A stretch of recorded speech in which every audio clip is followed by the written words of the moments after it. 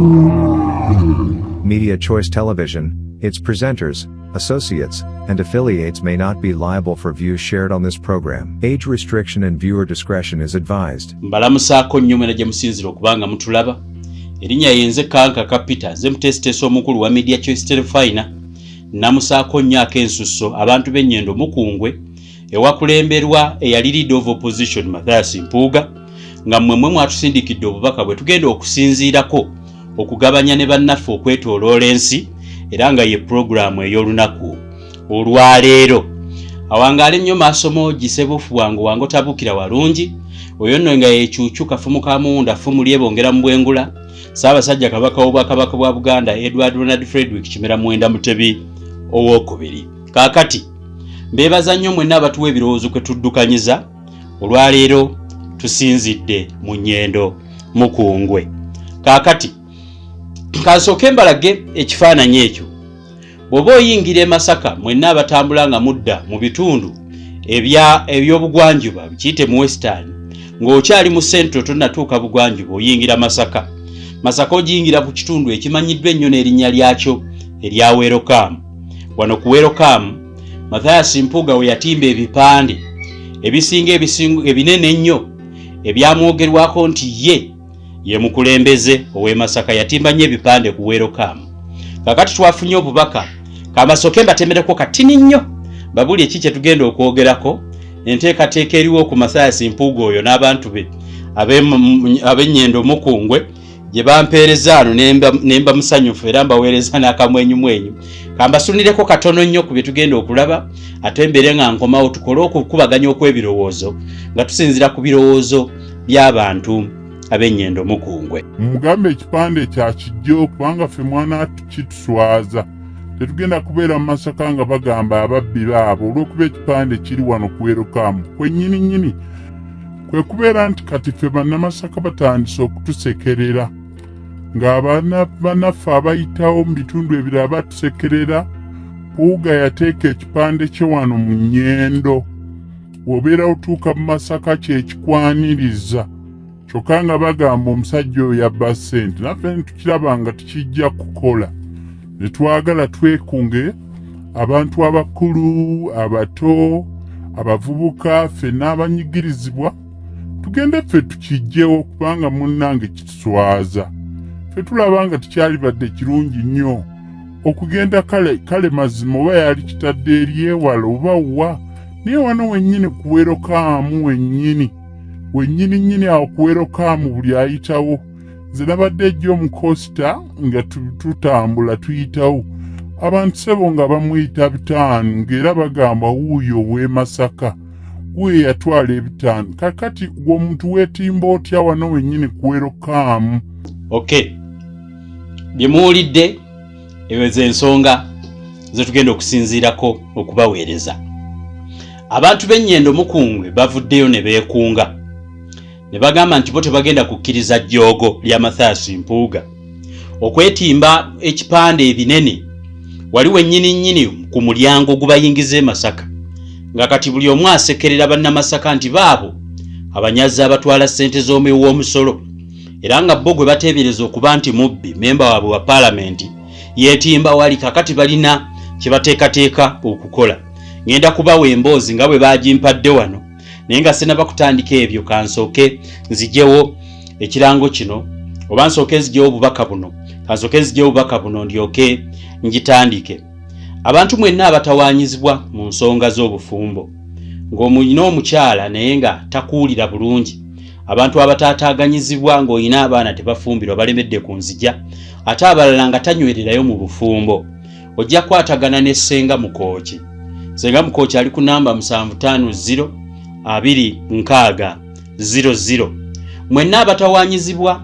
ababbi, abanyakuzi nga gwe buli kimu ky'okola ababbi bakikubbako, Ssenga Mukooki akola okutangira ababbi. Takwata babbi wabula akola ng'ayita mu nkola y'ekinnansi okubanga atangira bizinensi yo saako n'amakaago okutuukamu omubbi. Omanyi namubuuzaako awo ne bannyonnyola nti omuntu akwata ababbi ebiseera ebisinga aba mufere. Omuntu yenna alina eddagala ly'ababbi akola kutangira babbi kujja, so si kubalinda ne bakuyingirira nti ate abakwatire ti ebyo oluusi tebibeera bituufu, ayina enkola gy'osobola okweyamba mu nkola ey'obubbi. Bw'oba olina ebintu byo bye weeraliikirira 750600. Nja kwongerako bannaffe nga ggwe tolina mukisa yadde, buli kyokwatako kifa bufi. Tonyweza na ssente mu nsawo gwezizo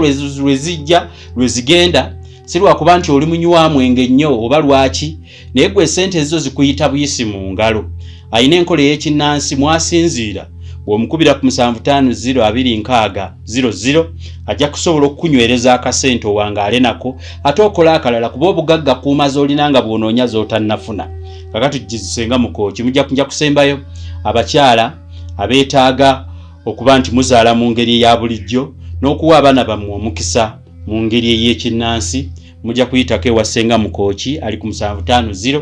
WhatsApp eyo ya namba ya WhatsApp atosobola ogikubako 750600. Oyo namuzuula ate nga mwesiga, mwako recommendation ne botabako kibuuzo kya mbuuza, oyo mwesiga. Kaakati kyabadde kijjobi wano ku Media Choice Refiner nga tusheyaringa ebirowoozo n'abantu mwe mwavudde omukulembeze omu ku bantu abali mu kwekunga ssaawa eno okuteeka ekkomo ku jjoogo lya Mathias Mpuuga. Mu programu y'olunaku olwaleero tugenda kubaganya ebirowoozo bibiri eby'ab'omu nnyendo bye baatuwadde n'okwongera okunnyonnyola kakati mu bulambalamba ekiteeso kya member wa parliament ow'Emityana South Rumu kye yateesezza nti naakulira oludda oluvuganya gavumenti abeere ng'akubwako kalulu. Olwayo tugenda kitaganjula n'abadde takimanyi osobola okunnyonnyola jjajjaawo kitegeeza ki, kati mwesalirewo ku bulungi bwakyo oba ku bubi obukwekedde emabega w'ekiteeso kino bw'onaaba onaabuzuulira mu programu eno. Kaakati ngenda bazannyira obubaka bwe twabadde mu kuteesa. Abantu b'omu nnyendo bagamba nti tetugenda kubanga baswazibwa, kuba kati buli ayitawo asekerera bannamasaka ti baaba ababbi, baaba abanyakuzi, abo mu kulya ssente z'omusolo beekansa, kubanga buli batunuulira ekifaananyi ky'oyo ayogerwako nti yeegabira ssente mu lukujjukujju ate ne yeewaabira asinga omusango mu lukujjukujju. Oyo ayagala ennyo omuyita ow'ekitiibwa gwe nawulirako emabegaawo ng'ayogera nti bwe mwali mutegeka bivuluze nali mpeereza Kabaka bw'ojja nti Kabaka yamutuma okunyakula ssente. Naani issues z'asinga okukulembeza ng'abuuziddwa ensonga entuufu yagirekawo n'atagyogerako, wabula n'abambira oba n'abuukira ne yeekwata ku bisubi oluvannyuma lw'okulya ssente z'omuwunsu kye twali tetumusuubiramu nga si yasoose naye ate ye twali tumusuubiramu ekisinga. Kakati mu biteeso bye baabadde nabyo abantu b'omu nnyendo mukungwe kye kino kye bateesa. Nsaba muwulirize bulungi abantu bano kye bateesa ate nammwe mwongere okubaganya ebirowoozo. Mwami Kankaka gyebaliko weebale nnyo okutuweereza munnaffe Munnamasaka. Sinaba kukweyanjulira naye kansooke nkwebaza emirimu kubanga gwe omu ku bannamawulire naddala mwabakolera ku YouTube. Weebale ssebo pulezenta kutuleeteranga ebirimu abantu, ffe tukuwuliriza nnyo okubanga oli Munnamasaka munnaffe. Kaakati sose kweyanjulira n'amannya gange nze Vincent Kasekende era nga nkuweereza obubaka buno ku nnamba yo gye nalabye nga njijja ku YouTube okusobola okukisooka okukwebaza n'okukwanjulira enteekateeka yaffe ng'abavubuka n'abasajja abakulu abategeera ebyobufuzi wano e Masaka naddala mu nnyendo. Tulabye nnyo pulogulaamu zo z'okoze naddala ez'enkyukakyuka tuziwagira. Ssebo weebale okwogera ku bintu ebiruma abantu nate era yongerera ddala kubanga ffe twabulayo bannamawulire abatonotono abali awo abasobola okugamba nti nno bakyali ku nsonga z'abantu abalala batwewulirirako. Naddala ffe ab'e Masaka situlina nnyo bantu bali awo bannamawulire batuuka na balina mikutu ogulinga ogugo. Ssebo weebale. Kaakati tulinamuko obuzibu bwe twalyagadde okubuuliramu naye ate era nga bw'oba tosobodde munnaffe kutuwuliriza era tetujja kubeera nga tukifaako. Nze ne bannange kyatukwatako nnyo omusajja oyo atukulembera ewaffe MP Mpuuga mwami Bitaani omwami oyo bwe yatandika okulaba ng'ayisaamu omukulembeze amaaso kikyasanyusa, naye ate ekyasinga okutunyiiza by'ebikolwa by'azaakola eby'okuvumaganya ekibiina kya NUP, ate nga ffe twakiwa akalulu, ng'ekikalulu tukakiwadde olw'ensonga nti Robert Kyagulanyi Ssentamu yali atukubirizza okulonda abakulembeze, ne mwami Mpuuga oyo mwe yajjira mu bakulembeze Kyagulanyi be yasobola okutuleetera eno waffe e Masaka yaliyo, naye nga ffe twali tetujja nnyo mu akalulu akuba twali tesuna nnyo awo gwe tugenda kuwa akalulu,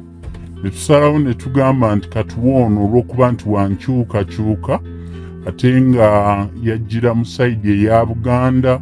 ate era nga Kyagulanyi yamutulaga n'atugamba nti ono tusobola okumuwa akalulu, kyali tewamwagala nnyo. Naye ate munnange kyatukubbye ejjenkikwe, omusajja ono ate bwe yeefuulidde banne abamuteekawo, ate n'ayagala okulaga nti nno oba bo bali mu bumenyi oba bamuwaayiriza oba ki. Ate n'ekirala ffe abantu b'e Masaka tubonyeebonye nnyo ne bannabyabufuzi abatayagala nnyo nkulaakulana, naddala ono, naddala bwe tuwulira abo abalya ssente. Mwami Kankaka okimanyi bulungi nti ffe ab'e Masaka tubonyeebonye, naye ate ekikyasinza okutuluma nze ssente ze tuteeka mu bintu by'emisolo ne batubonyaabonya. Tulina obubizinesi butono, n'ojja osanga nga obubizinesi bwaffe bannange nga babuggyako ssente nnyingi. Kati ssente ezo ze tuwa mu musolo tetulaba we ziraga. Tuwulira eyo abantu mu paalamenti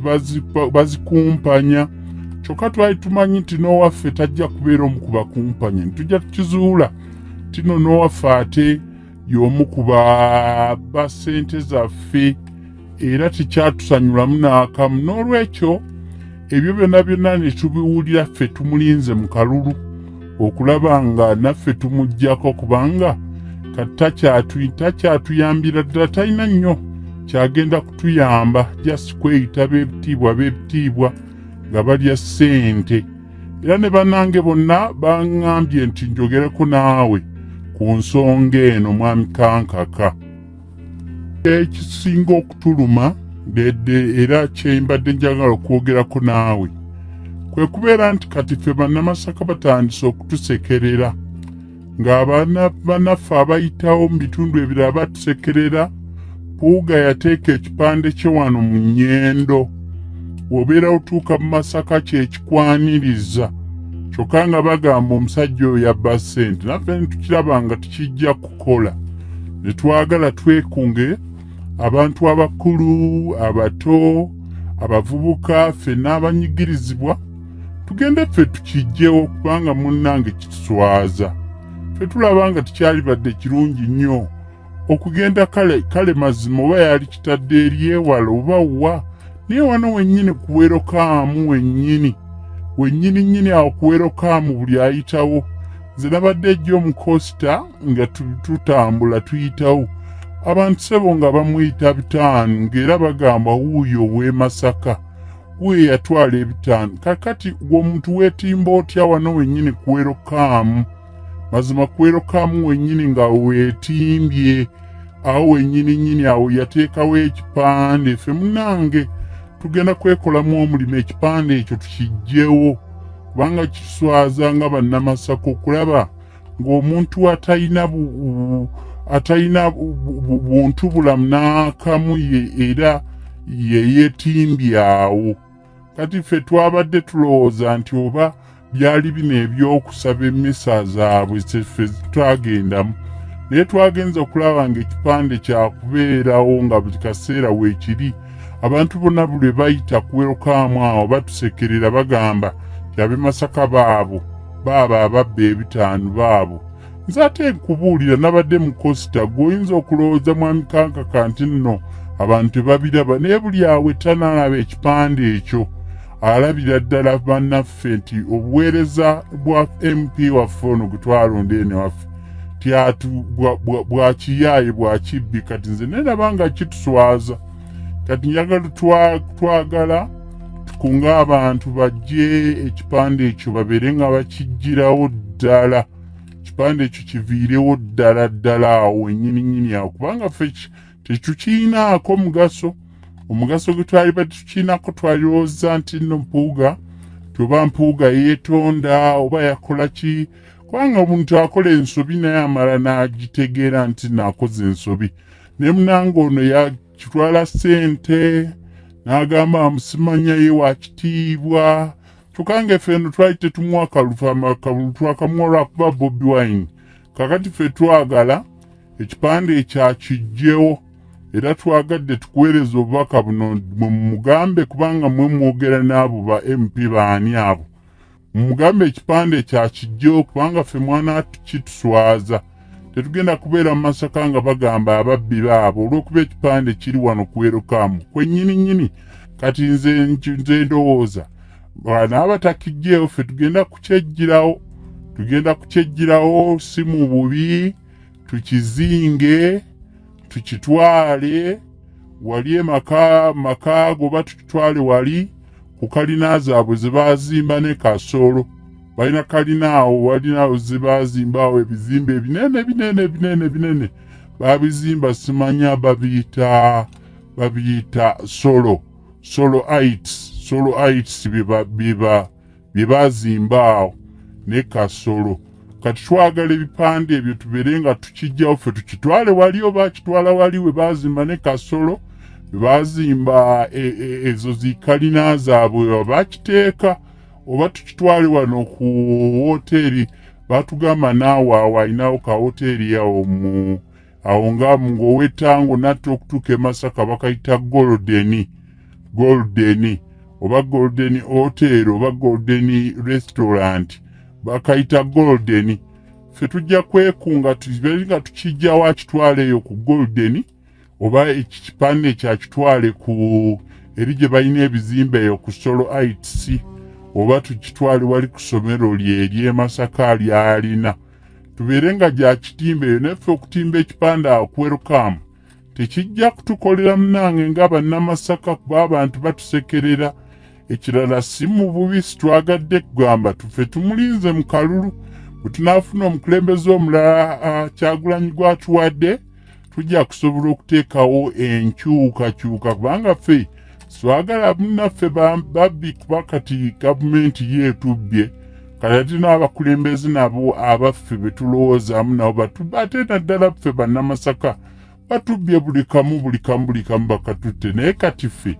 tugenda kwekola munange omulimo era tubale tukutegeeza mutegeeza empuuga y'ekipande akijje wakitwala eri ewaabwe gye babeera ne Kasolo oba gye babeera eyo oba bino sente zino ze bagula gye batuuza eyo meeting e Masaka ne balya sente zaabwe ffe tubalinaako buzibu naye ajja ekipande ku Welcome kubanga ku Welcome gwe wali omulyango okuyingiza e Masaka n'okufulumya kati ye lwaki yeetimbaawo ng'ate yatwala ssente ffe ekipande tukyagalawo twagala nga abeera akijjawo oyo mwami Mpuuga bw'aba tasobodde kukijjawo ffe munange tugenda kulinnyayo ku kyuma ekyo ekipande ekyo tusobole okukimugirako bwe tukimugirako tukimuwe kimutwalire wali yabeere ng'akigirira nze nja kusanyuka nnyo ssebo nga naawe okozesezza omukutu gwo nga munnamawulire weebale mwami pulezidenta Kankaka okubeera ng'ontuusiza obubaka bwange obubadde byange era nze nkugamba bwe tunaaba tetusobodde mwami Mpuuga ekipande ekyo kijjawo ffe tugenda kwekolamu omulimu tukimutwalire oba tukimutwalira waka oba atubulira ffe ekitumuteera tukijje awo ku Welcome wennyininyini ffe wetaagala kukiraba weeba nnyo mwami Kankaka ja kusanyukanga obubaka bwange obutuusizza. Okay. Towulidde kikyamu owulidde ekyo kyennyini ekiva mu balonzi ab'ennyendo Mukungwe bo bagamba nti ekifaananyi kya Mpuuga okubeera ku gateway the direct entrance to Masaka city of which it is alleged this gentleman ate people's money, taxpayers' money, abantu kye basinga okwebuuza, we was awarded for what? Kyekyenjawulo kye yaweereza ekyali kimugwanyiza okufuna sente ezisinga ez'aba NRM. Bingi nnyo bibamulumiriza era obubaka bwabadde bungi naye obwo bwe bwabadde obukulu bwensobodde okubajjiramu. Kyewuunyisa nti omuntu ne weekaliza ddala mu nsobi n'ogezaako n'okugiyira sanitizer ng'oweyambisa amateeka mu nsi bw'eti yaffe yafa ti omuntu akeera ku makya ssebo n'ateeka etteeka ne likola kwegamba ye nga okusinziira ku bubaka obwaweebwa ow'ekibiina eyamukulembera okumuteeka mu bantu b'omu nnyende yamuwanguza akalulu ke yali takyasobola kuwangula Robert Kyagulanyi Ssentamu agamba nti kyali immoral. There were a lot of illegalities newankubadde mwayagala okisanitizinga waliwo obumenyi bw'amateeka bungi mu record unless this was the precedent. Bano nno bakikolanga it is bakiyita person to person baba bakiyita nti sente zino zaali tezikwatagana ku office ya leader of opposition, zikwatagana ku muntu oyo nti baali bamuwa akasiimo ak'enjawulo. Mpuuga tavangayo kunnyonnyola bantu kiki yakola ekyenjawulo nga leader of opposition. Ekyayawukana ku kyaba Winnie Kiiza, ekyayawukana ku kyaba Professor Ogenga Latigo, ekyayawukana ku kyaba Nandala Mafaabi ebiseera bwe babeerera ba leaders of opposition. Ye yakola ki ekyenjawulo ekimugwanyiza nti abantu bakitunemu bagambe akasajja kaakola kagwanidde ssente? Nedda, tekyaliwo. So in the faces of even the electorates, abantu bennyini abalonda Mpuuga maaso gaabwe nabo bakiraba lwatu nti first of all kyali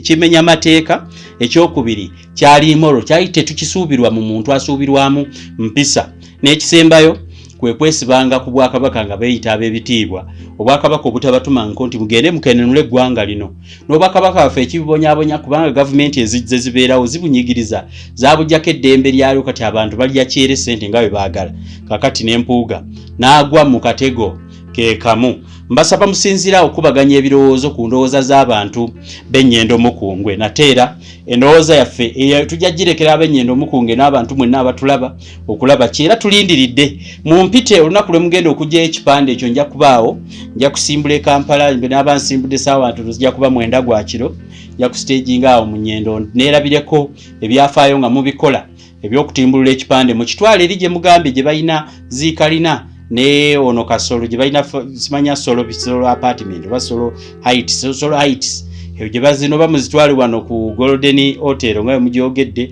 oba mutwale wano waayina essomero Matiko gyaba akiteeka kusomera akitimbe eyo kibeere eyo. Otherwise bannamasaka mukiraba nti obuswavu bungi nnyo. Omubbi yennyini gwayogerwako nti nno yakenulira ssente z'abantu okugenda okwetimbira ddala awo ne yeetimba awo ate n'ayagala okweragaalaga. Ebintu ebyo tebikola era birina engeri gye bizzaamu abantu baffe mabega. N'abaana b'amasomero bakitwala nti awo kubba ssente kiri nnomo. N'olwekyo mumpite era nja kusanyuka nnyo nga mutuyise nga Media Choice Refiner tiimu nnene nnyo ne bwe ndiba siriiwo nga nyina bye nnoonyereza, nja kubasindikira abaana bajje babeerewo butereevu bikwate bulungi nnyo. Ate era n'olukuŋŋaana lwe muteekateeka okukola olw'okuteesa ku kimuzzaako nga bannamasaka naddala ab'enkyukakyuka mujja kumpita nja kulubeeramu. Ebyo mbikavalinga bulungi nnyo kuba njagala nnyo ennaku zino abantu abaagala ebintu bikyukemu, ebintu ebisinga byafa. N'olwekyo bwe mutabicyekinga mmwe kennyini nga mwebeereramu mmwe kennyini, enkyukakyuka teri ku ki eri kwagala ggwanga ligende mu maaso mu ngeri ennungi. Ebikolebwa bikolebwe, buli kimu nga kikolebwa, ate nga ne ssente ezikuŋŋaanyizibwa. Tetukola nnyo bagagga abasinga nnyo, abaavu muli baavu nnyo, abagagga muli bagagga nnyo. Kwegamba ffe abankusere waliwo n'abaavu naye waliyo ffe abankusere nga kwegamba tukozesa na bigambo okuweerera abaana. Nonyonnyola ebagala twala abaana mu UPE, simanya biki bannange ng'abaabwe beeyagala. Kale nno singa education yali yemu nga ffenna gye tufuna twaligambye nti kale mutukubirize ffe tuleme kweyagaliza kirungi, naye nammwe ate mumala obyono naffe abaffe babeere ne mumala zikatikaka kandi wano nasomera mu UPE we nasomera mu UPE nyina we nafuna mulimo nti olwokuba nawagira nnyo government n'ensomera olwokuba bakitaffe baali benaalemu nti waffe era tuli wano tuzunga emirimu gyabula ate nga twasoma kubanga abo abatono abalemedde mu ntebe batudde mu bifo ate babikadiiddemu tebakyasobola na kuweereza okuggyako okwesiba ku buli kimu so twagala nnyo ebintu bikyuke naffe emyaka gyaffe tugikozese bulungi okusobola okuweereza eggwanga ng'aboonoonye obwonoonye eggwanga baddako ebbali so mu lugendo luno sitwagalamu bantu balinga mpuuga kale abantu bayogedde ku program gye twakoze eggulo oluvannyuma lw'okukubaganya ekiteeso ku kyalumu kye yaleese ekigamba nti akulira oludda oluvuganya gavumenti alondebwe bulondebwa abantu abasinga ne musaba nti temunaba kukitegeera mwetaaga kunnyonnyolwa ngenda kutwala omukisa ku programu eno okunnyonnyola biki ebiri emabega lumu byalowooza byagamba nti ebyo bye byali badde biteekebwa mu bbago lyaleeta era nga ye aliraba nti ddungi tusinziraawo okola okuteeseganya tulabe ebintu bino lumu bya proposinga birungi oba si birungi tugenda kukinnyonnyola kimu ku kimu naawe okozesa okunnyonnyola kuno kw'osobodde okutegeera jjukira tunnyonnyola biki ne tumala ne tulaba n'ebitaputibwa mu ebyo byagambye tusobole ffenna okubeera awamu mu kiteeso kino tulabe oba kirina gye kitwala eggwanga ekisooka ngenda kutandikira ku mwami lumu w'Emityana South kikyagamba mwami lumu agamba ki lumu agamba nti no bonga aba opposition ab'ebibiina byonna eby'opposition si ekye-NUP kyokka tebalina mukono mu kulonda ani abeera abakulira mu paalamenti era nga yagamba nti kino kinafuya enkola y'emirimu kubanga ekibiina ekimu ekiri mu ludda oluvuganya kibasalirawo ng'ate mmwe temwasobodde kutuula ku kyegattako kubawuliriza kubanga etteeka ligamba nti asingamu abantu abangi yaba akulira oludda oluvuganya era yaba leader of opposition kakati lumu yagamba nti ekyo kizza emabega omutindo gw'okuteesa mu paalamenti kakati njagala tugende kimu nga mutegeera lumu kikyagamba ekyokubiri wabeerawo ayitibwa nampala oba babayita the opposition chief whip yoyo asobola okugamba abamemba ba paalamenti ekyasaliddwawo temugenda mu paalamenti oba mugende wabula kati ekiriwo mu paalamenti buli kibiina ky'ebyobufuzi ekivuganya gavumenti kibeera ne chief whip owaakyo gamba DP erina chief whip ng'era lumu ye deputy chief whip ow'ekibiina mwe yajjira DP NUP ebeera ne whip owaayo FDC erina whip owaayo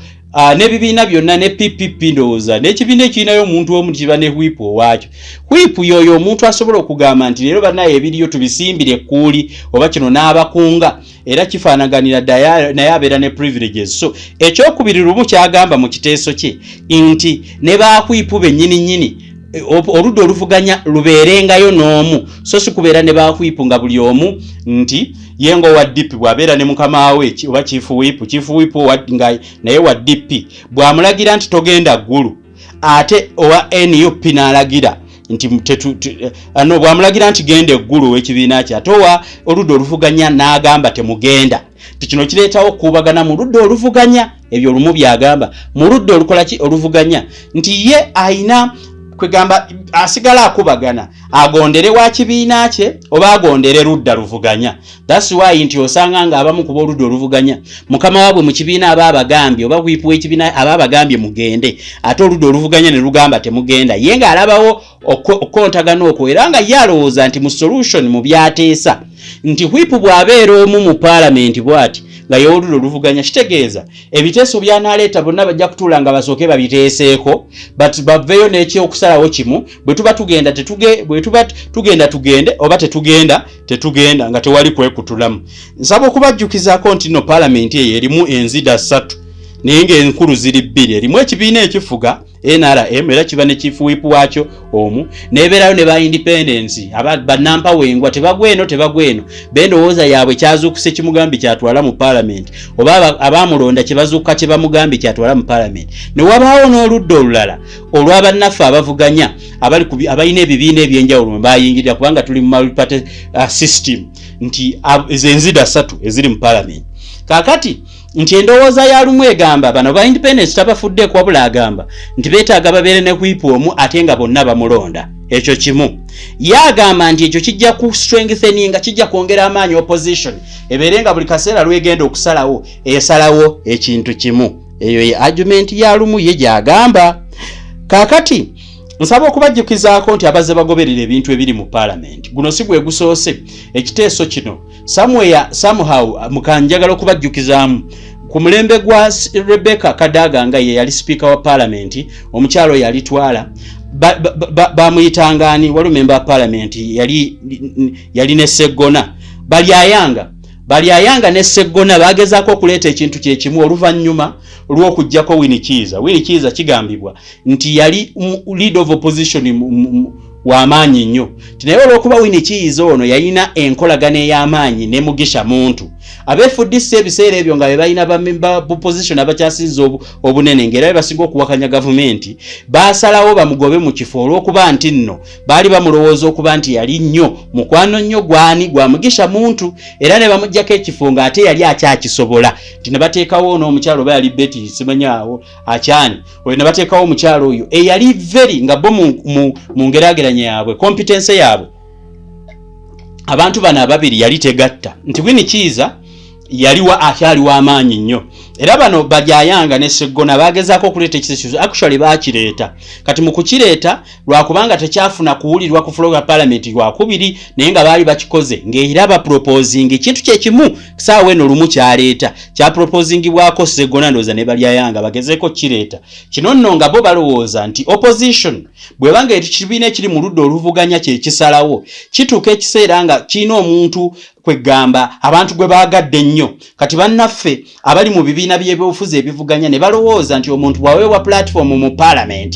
agenda ku outshininga boss we nti bw'obeera leader of opposition eba ne platform nene ekola Uganda neekwagala nnyo nti otuuka ekiseera ne babeera nga abalonzi bakwagala nnyo okusinga mukamaawo eyakuwa ekifo kyova olaba nti aba-opposition abasinga omuntu bw'aba outshininga nti nga Winnie Kiiza bw'akola ennyo ensi n'emwagala ababeera mu kibiina balowooza nti olwo abasinze nnyo so ne bagoba omuntu abadde akola obulungi ne bateekawo ekimmonde kituulaawo olw'okuba kyo tekijja kwa outshininga boss ye argument ey'abamemba parliament ebiseera ebyo abaali bakireeta ndowooza bye bimundooza ne ku lumu bye yayogedde olwaleero njagala tukole okwennyonnyola muwulire nti kaakati Balyayanga ne Sseggona bwe baleeta ekintu ekyo kirina we kyakoma kirina we kyalaalira kino kyasinziiraawo so ye lumu alowooza nti nno bano bonna nti ebiseera ebisinga leader of opposition ajja n'akola ekyokusalawo nga akisazeewo ye nga bo abali mu opposition abalala tebategedde kyavuddewa nti olw'okuba alina obuyinza era nga ye kwegamba status ye mu parliament oba ekifo kye mu parliament kimuwa obuyinza okubanga wankizo nnyo ku bonna ab'oludda oluvuganya kyonna kyayogera ebeera nga yensalawo ya bonna ab'opposition kumba abamu babeera n'ensalawo ezaabwe mu mitwe ze baalyagadde abamu nga balowooza ne kye baagala bo nga bo kisingako ekya leader of opposition for example njagala obbawo ekyokulabirako kati saawa eno nti nga kati boolaba ekiriwo essaawa eno nti nno Joel Ssenyonyi yagamba nti bagenda ku boycottinga entuula za parliament eza regional ng'ate abamu ne bagenda nga bakwipu baabwe babagambye kino nti ye lumu alowooza nti leader of opposition okusalawo ekintu kimu bakikolenga ab'oludda oluvuganya byetaaga okubanga bonna abayise n'awuliriza ebirowoozo ate nga constitutionally mbu bwe kyali badde lumu ye bw'atyo bw'agamba so nti bw'abaawo okubanga bonna bawulirizibwa nga tewaliwo kyasaliddwawo kino kigenda kuyambako ab'oludda oluvuganya okubanga bamuzinzi nnyo kubanga bonna bajja kuleeta position emu era nga ye lumu alowooza nti kino kijja kuyamba nnyo okunyeenya gavumenti nti aba opposition bwe bafunafunanga position emu bonna nga bagikaanyizaako kino kijja kuyamba nnyo okunyweza ab'oludda oluvuganya era mu nkola y'emu okubajjukizaako bannayuganda nga bwe mbagambye nti kino tekisoose lwaleero lumu aproposinga mu kiteeso ekyo engeri bakwipu gye bali abangi wabeerawo okukontana nga bwe mba nnyonnyodde kati kiina engeri gye kifunzaamu okwipu n'abeera omu ow'oludda oluvuganya versus ow'oludda oluli mu gavumenti n'abeera omu nti naye bano gavumenti ebakozesa okusobola okukubagana kubanga eno wabaayo ebirowoozo nga tomanyi gye bivudde neno okwipu weeno n'alagira kirala noono okwipu weeno n'alagira kirala noono okwipu weeno n'alagira kirala ne leader of opposition naye najja n'aleeta standi ye nga bo tebagiteesezzaako eyo y'endowooza ya lumu ye ng'alowooza nti bw'aleeta ekiteeso kino ne speed n'abenaalimu bakyanguyizza okkikubira mu ngalo nga balowooza bwe baba basobola okudiiringa n'omuntu omu bw'ati ndowooza abenaalimu ate biki kye bakola era kugula ajja kuba nze eyo ndowooza yange engeri gye bamanyiira okugula gyoba ayinza okubanguyira okugula bo ne bayisaawo ebyabwe. Kaakati endowooza zino zengenda okubawa wano mbakakasa oba mukirabyemu obulungi oba temukirabye, zino ndowooza zange nga kankaka nzireeta okubategeeza obubi obuli emabega w'ekirowoozo kya lumu. Ekisooka nze ndowooza mwami lumu ekirowoozo kyo nze nga nze n'abantu abamu benkiikirira wano nga mpeereza abo beŋŋamba nti bano batuweereza endowooza nga ku mukutu. Ekirowoozo ekyo tekikola era nze ndaba nga ekirowoozo kibi. Ensonga zange ze ziriwa. Mwami lumu ekisooka weerabidde nti no opposition nga leader of opposition akkirizibwa okujja okubeebuuzaako, so tewali yaganye kujja kubeebuuzaako ku kintu kyonna. Mpozi nga gw'ogamba nti mulina okwebuuzaako okwenjawulo kwe mweyagala. Saawa eno leader of opposition ng'alina ekyokusalawo akkirizibwa okujja gye muli najja abeebuuzaako. So ne bw'aba nga temumukubyeko kalulu kujja kumulondera mu parliament, ekyo kimu. Saawa eno leader of opposition waddembe okujja n'abeebuuzaako n'amanya kiki kye mwetaaga nakyo ekyetaagisa. Saawa eno alyoka akola ekyokusalawo mwenna nga mukikkaanyizaako. Nkakasa era nga ndowooza okujjako mmwe abamu abalina emputtu n'emyemajjo n'obumwemannyo nga bwe tulaboogera gwe totiisibwatiisibwa oteekamu ssente zo. Buli omu alina essente mwami lumu, buli omu alina essente zisobola okuddukanya ebibye. So tosobola kutiisatiisa bantu olw'okuba nze nnyina ssente neeteeramu ezange biki nti ssente kyekikulu. Nedda, ebya ssente sooka obiteeka ebbali owulirize. Right now tewaliwo kintu kyonna kiremesa leader of opposition kubeebuuzaako. So gwe wakijjeewa nti no leader of opposition teyeebuuza ku bantu. Namba 2 nkubuulira kiri mu kiteeso ekyo kiwaleese.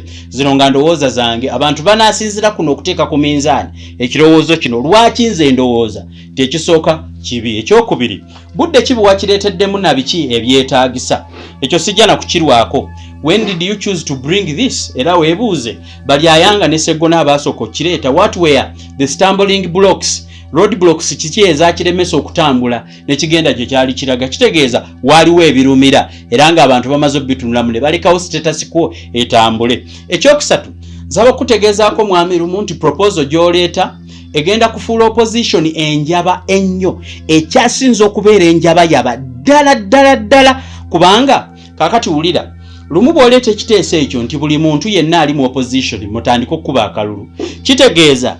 ab'ekibiina kya PPP abalinayo omuntu omu, abajeema abalina abantu ekitundu ky'omuntu oba abantu ababiri abamu tebawera, n'ebibiina nga FDC ne DP ebyo already mugenda kuleeta resonance nti bo balowooza after all ne wemba nnyinayo omuntu omu of course awul qualify. Abantu bagenda kuba tebakola olw'okuba nti no leader of opposition mwenna n'ebiteeso byammwe buulirizibwa nga kana ak'amajority. Mwami lumu nsaba okutegeezaako nti kibeera ekibiina kiteekamu amaanyi ag'enkizo n'ag'enjawulo ne kisinga ku birala nga kipuushinga wano ku ground. Ekyo ekirowoozo bw'okireeta kigenda kuleeta resonance wano ku ground ng'abantu tebakyapuushinga. Omuntu yeefaako yekka oba ayingidde oba tayingidde, after all ajja kuba ne benefits eziganyulwa mu kulonda saako ne privileges ezibeera mu ludda olukola ki, ezibeera mu ludda oluvuganya. N'olwekyo omuntu yenna right ye y'okulonda leader of opposition kiva mu maanyi ge yateekamu eno ku ground ng'asindika n'okupushinga alternative ideas ezihostinga government ebeeriwo mu buyinza. N'olwekyo bw'omugyako right ye n'ebyo ebintu ebitonono by'aba yakolera kubanga kino kyalina aba yakikolerera. NUP kati saawa kino ekintu kyerina yakikolerera, yasanga wa FDC nga balowooza be balina monopoly ku opposition ne bakuba ne bateeka ebbali. Ate ku luno kigenda kuba kika kuba n'abaayo bennyini abasinga obungi tebadde, egenda kuleeta bapya abasinga obungi mu NUP. Ebirerya ebyajjira mu kavuyaawo ne byefuula eby'ekitalo, bano bannamulindya kungulu green munda yero bamaliriza enze ensujju saawa eno sikiwa nti mu 2026 zigenda kukomawo. N'olwekyo omuntu yenna amaanyi gano gakozesa ku gundi alina okuga benefitinga mu ng'ekibiina ky'ebyobufuzi. Si mmwe abali abaddipi abeetunda ne mwemalawo kubanga already mwe nga mmwe tubatunuulira already mwagaana okupuushinga ebbanga lyonna DP lyebaddewo temusobodde kupuushinga kuteekawo nkyukakyuka nga Kyagulanyi gy'aleese. N'olwekyo it would be the privilege of the opposition that has pushed alternative ideas nesobola n'okuleeta abantu ab'enjawulo mu parliament okwenjoyinga the privileges of deciding kubanga already eba ne majority abantu bakulaga nti balonda opposition ne balonda Kyagulanyi n'atuula n'agamba nti n'okubbibwa yabbibwa obululu bwe yafuna kakati oyo omuntu osobola mu comparinga n'akabiina ng'aka PDP akabeedi bwanika nga naye akabiina ke kale mu musindika n'ayingira parliament Nuupu ye yamuyamba najja. Why don't you leave these bridges ogenda creatinga bannabyabufuzi abatalina kye bakola nga tebalina na kye bayamba ku opposition kusobola kupushinga kubanga bajja kuba balowooza after all byafenna anagendayo zifuuke personal effort gabo nakuwulidde bw'otandise okweyogeza nze nteekamu ssente zo lumusi gwasoose okuba ne ssente buli muntu ateeka ssente mu bululooza gwosoose oba ni gwe ali osuubira nti ogenda kwesimba wakuteeremu ssente ti gweokozesa zizo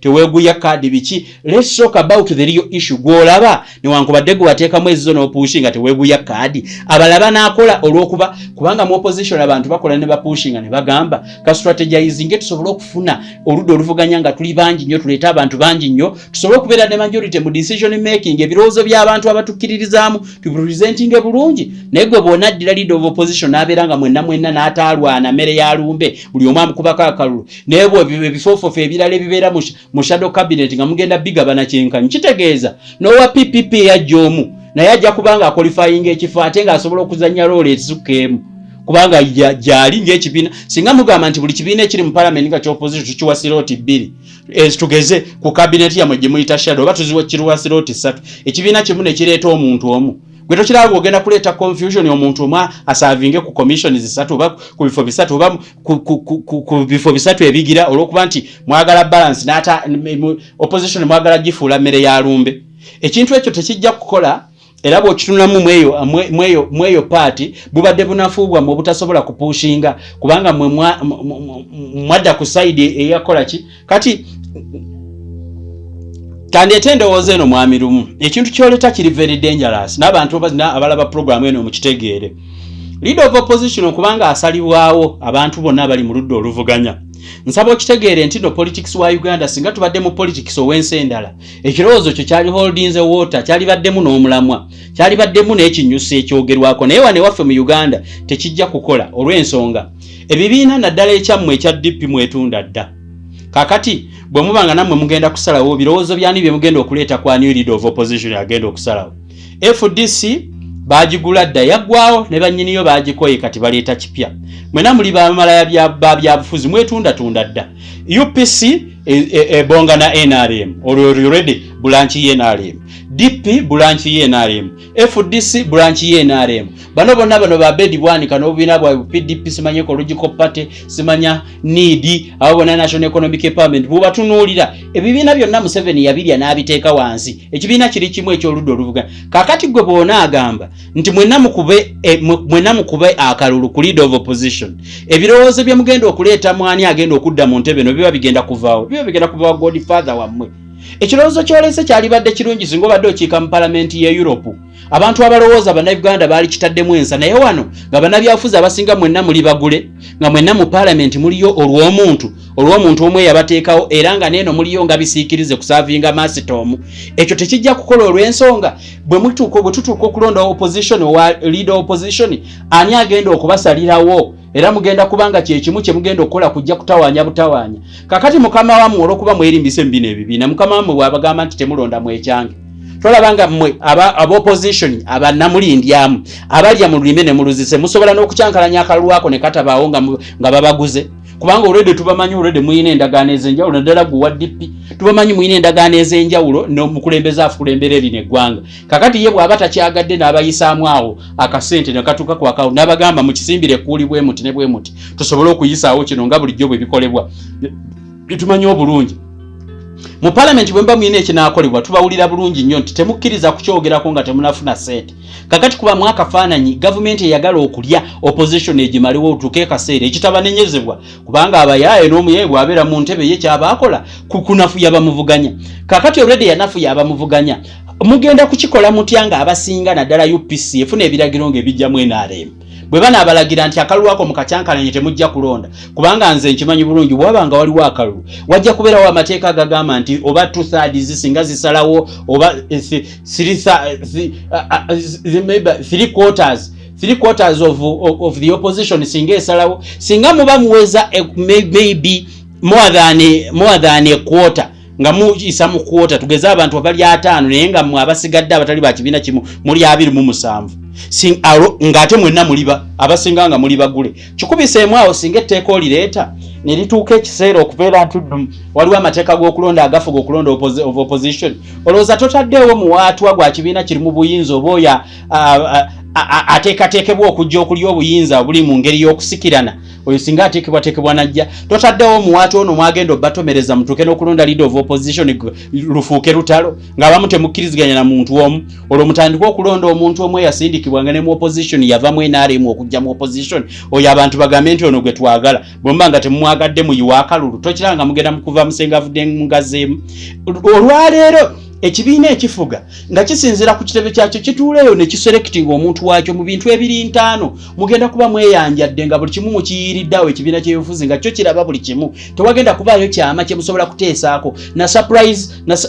surprise policy nga musobola okujja ne mu gavumenti ne mugiwa surprise ne yeerowoozaako ku byekisiru byebadde planinga ekyo oba tokiraba mwami lumu nsaba okukikutegeeza nti mugenda kuba muddidde eggwanga lino nga tewakyaliwo opposition nga mugitunze kana akantu kasigalewaako okubeera nti ekibiina ekikoze ennyo nga nakyo kikozesezza maanyi of course it is the advantage kuba ne be bagenda mu parliament baba balwanira okuba nti be bakulu buli omu apushinga okulaba ng'aleeta abantu naye era kisigalewo nga advantage yaabwe kubanga kisobola okubanga kiteekawo omuntu n'okwegula ne element of surprise eri government abantu ne bajja eyo nsonga ya kubiri ensonga y'okugulwa n'ey'okugulirirwa mwatutamye ebyobufuzi to an extent nti abantu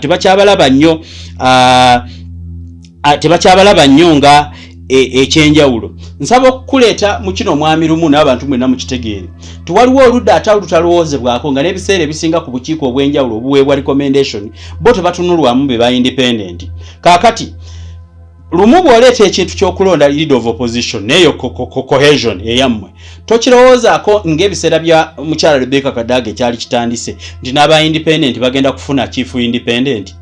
babeere nga bayina owaabwe oba patroni waabwe oba owaaki obadde okimanyi nti aba ba independent bwe mba muleesa ekirowoozo bo nabo bagenda kutuuka ekiseera bagambe situetaba mu kulonda leader of opposition so nga right now leader of opposition naddala bannaffe aba independent abali leaning ku opposition nga bawakanya status quo eriwo bwe muleeta ekintu basobola okubawagira nga badde eno kubanga aba independent kati kyendowooza basinga n'abali ku opposition obungi basinga n'abali ku opposition obungi right now wabaddewo advantage nti bwe bamuleesa ekiteeso nga bannaffe abali ku ludda oluvuganya bannaffe abali independent abasinga basobola beegattako ne mufunayo ne some elements eza NRM naye kati bw'oleeta okulonda nga batandika okukkaanya n'omuntu gwe bataalonda kwegamba nga tebaaliwo mu kulonda but at least kati wano omuntu asobola kubeera ne mind y'ekibiina naye ng'ekibiina tekyasobola mulawo mu busobozi at first n'ayingira parliament nga independent nga tajjidde wansi wa kibiina najja nga alidde akalulu kati mulina advantage naye bw'onaaleeta ekintu ekyo weerabidde ba independents ti bano ba independents bajja kusalawo nabo bagambe naffe nga ba independents tufune chief owaffe tufune olutindo tufune link kuba obo bonna obukiiko zi commissions ebifo ebyenjawulo mu shadow cabinet tebalondebwa kuba bo ba independent first of all amateeka agabalonda nti ekibiina kibasemba ate bo tebajjira mu kibiina kyonna so tewali muntu abasemba kugenda zibadde incidences ntono nnyo ng'omemba wa parliament wa independent abeera mu kifo ekyo so wano we babadde nti independent yonna asobola okugamba nti omulundi ogujja nja kugira mu kibiina kya NUP banja kugira mu DP nga bw'alowooza so buli kiteeso kye mubadde muleeta mubadde musobola okubanga mumuvinga abantu ab'enjawulo bajje ku saidi yammwe babeere ku saidi yammwe kati bw'oleeta ekyo ne ba independent ne bakera ku makya nabo ne bagamba naffe twagala ekitugatta naffe twagala equal privileges naffe twagala ng'olwo parliament mugitabudde parliament nga mugikutuddemu ebibwayi 3 ebibadde tebikonta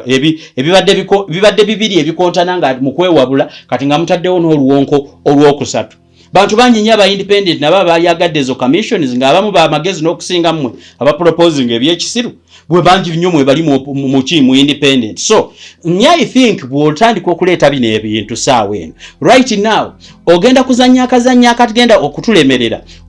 akagenda n'okutujja ku mulamwa nga amaaso gaffe gali kukukyusa bukulembeze tujjeko omusajja amaze emyaka 4 tubeeke ekintu ekira kye tusikiza omuntu omulala je owa modernity yaffe kubanga ebyabo bo babikoze tutubavunaanira naye ate katulaba speed yabwe ntono nnyo mu delivering services tetukyalina bwesige mu bukulembeze muntu kumala myaka 5 ng'afuga naffe tutuuke tukadduwe tufenga tetulina ddala space gye tukoleddwa ku savinga ggwanga lino n'olwekyo saawa eno olumu wali badde toleeta bintu birimu mazina ga nnakwali wali badde oconcentrating ekirowoozo ekyo singa wali wakukireeta wali badde wakireeta dda naye twogera mu time nga tuli mu 2024 tuyigira 2025 politiking time esigadde emyezi mitono nnyo abantu bakyusa obukulembeze banoonye engeri gye bakyusamu obukulembeze kati bwozza mwono katemba ono tutandika okukulaba ng'omuntu azannyira mu buzannyo bwa dictator yennyini nga yakutaddewo otubuzeeko time of thinking of what next otudde mu bintu ebyali badde byasolving bwedda katutuke eventually nga opposition tebakyalina time to regroup and discuss important issues that can take this country forward olwo nga bazze mu bibyo so one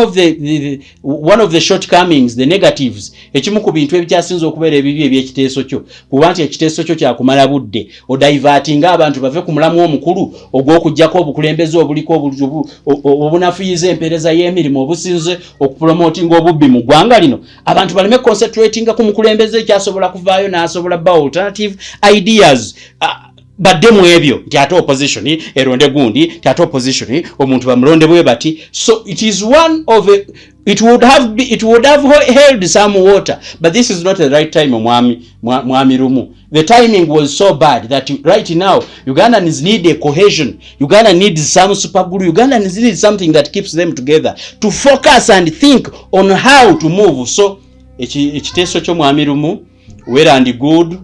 fene tulowooza abantu abalowooza mu ngeri ey'enjawulo nti tekikyalina makulu gasaawa eno muntu kwasobola kusinziira kuwa kirowoozo ekyo n'olwekyo factors ezo kept together mwami Rumu nsaba toteekawo presidency bw'otandika okuteekawo ekintu ekyo remember dictator oba government eri muyinza teyagala kuva mu buyinza uses your weaknesses to start batandika okukozesa weaknesses nga mwe mulebye okukozesa weaknesses zaabwe bakubamu ebituli kubanga target yammwe nga opposition kwali badde kuzoganya government eriko esobola okuteekawo an alternative we ku bintu bye tusuubira ebibi naye saawa eno buli lwoteekawo president eyo y'okubeera nti kaakati leader of opposition akoze eki gw'okulembere okukwata mu constitution nga bwe badde yateekebwateekebwa oleete nani issues kiwa omulaka bano abantu abali mu buyinza okutandika okukuba ebituli mu bintu bingi nnyo okubirowoozaako babazoganye babatawaanye mugende okutuuka we mwali badde mutegeerera ebyobufuzi n'okwegatta awamu nga temukyasobola kuba mumali obudde mu nani issues. This is not an issue mwami Rumu ne banno bwe mulowooza ekintu kyekimu it's a nani issue terina nnyo kyamakulu kyereeta there is nothing it brings forward right now it might have been a good idea brought at a very wrong time in a wrong place actually you brought it in Gulu ng'abantu they have their problems of this parliament being moved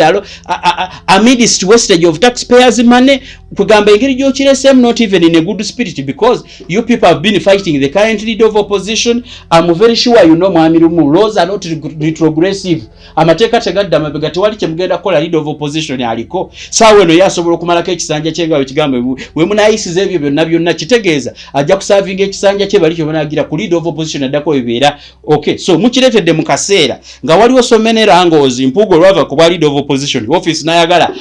agikanyigemu empitambi ewunyirire buli ayingiramu nga abatawanya ye bwe yalimu tewaliwo yali amutawanya n'atuuka n'okusponsoringa abamawulire abagwagwa bali basuule embizi ku kitebe ky'abannaabwe kyataateekako jjinja nga bazimba yewaana nazimba yazimba ki naye tulina binnamasaka ebyo bannaabwe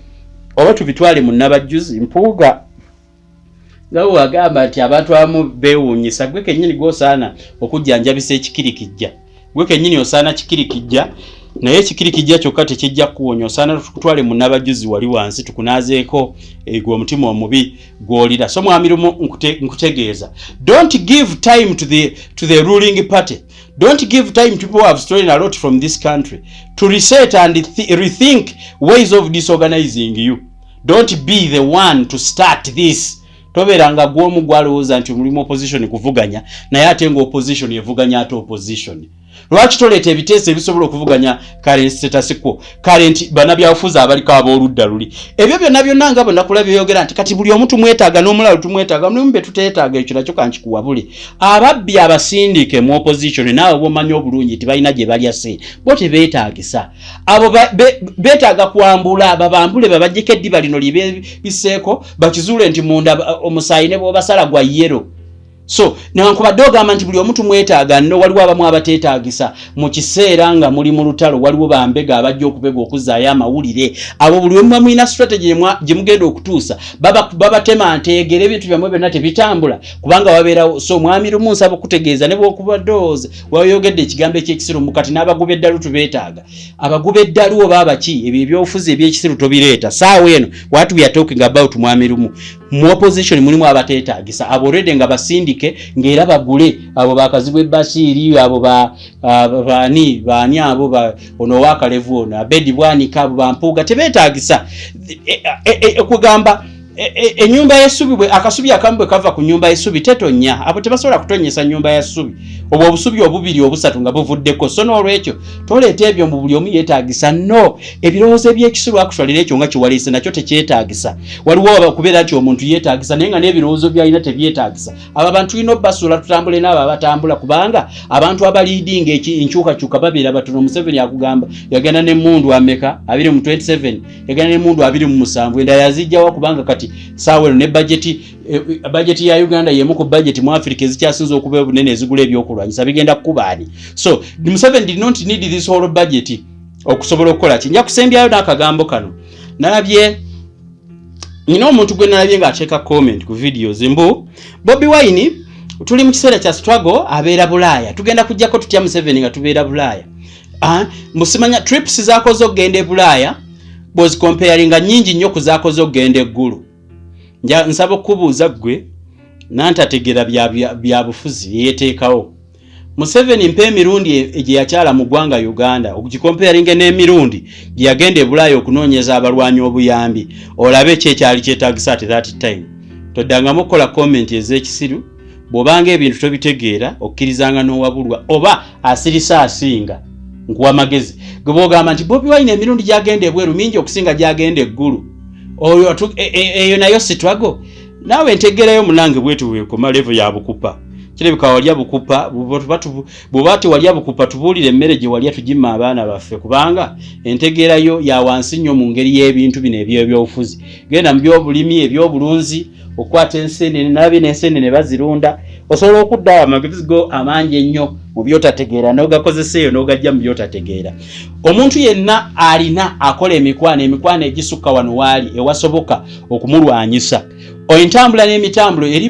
Bobi Wine gyagenda ebbanga lyamala mu Uganda lingi naye tulina ebirowoozo bingi nnyo bye tujje ku bantu abawangaalira amawanga agategedde demokulasiya nga ffe waffe akyakula. Kirungi nnyo bonga baba NUP ogenda ne bakima ku birowoozo ebyo newankubadde mubisiiga ettoomi agenze mu basiyazi agenzeewa ate nemala ne mweyogeza kati saawa eno buli muntu yeetaagisa ate bwagenda mu bantu ti ate agenze mbisiya ebyammwe bannange ebyobufuzi biba temubitegeera. Museveni yakolanga trips n'agenda e Bulaaya okunoonya ku mmundu okunoonya ku buyambi okunoonya emmere n'agenda tusimanya ludda wa Tanzania simanya ludda buli nsi ya Africa wano yagibuna. Let's count how many times Museveni went abroad and the times when he was in the bush. How many times did he make visits to any part of Uganda? Akati afuze emyaka emeka atasobola yagenda ng'enye bweru. So ebyo toddanga mubibuulira abantu bayivu mubyogerereyo ku stage zammwe za boda